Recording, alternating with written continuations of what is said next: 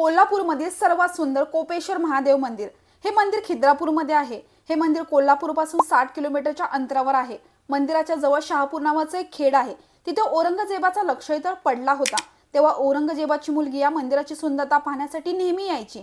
त्यामुळे औरंगजेबाला हे आवडलं नाही आणि 1702 साली त्याने या मंदिराला तोडले। तरी सुद्धा या मंदिराची शोभा आणि मजबूती आजही तशीच भव्य दिसते। एकूण 48 खांब असलेला मंदिराला स्वर्ग मंडप आहे आणि हा स्वर्ग मंडप इतका सुंदर आहे। या स्वर्ग मंडपाच्या मधोमध कार्तिक पौर्णिमेला चंद्र अगदी मध्यभागी दिसतो। हा नजारा बघण्यासारखा असतो। हे मंदिर कोपेश्वर म्हणजे भगवान शंकराचे आहे।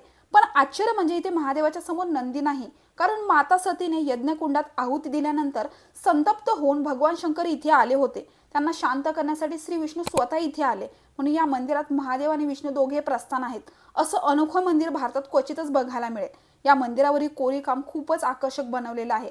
आपल्या हिंदू धर्मातील हे सुंदर मंदिर नक्कीच बघितलं पाहिजे। तसंच कोल्हापूरमधील कनेरी मठ एपिसोड 5 मध्ये बघूया। आणि व्हिडिओ आवडले असेल तर शेअर करा आणि मला फॉलो करायला विसरू नका।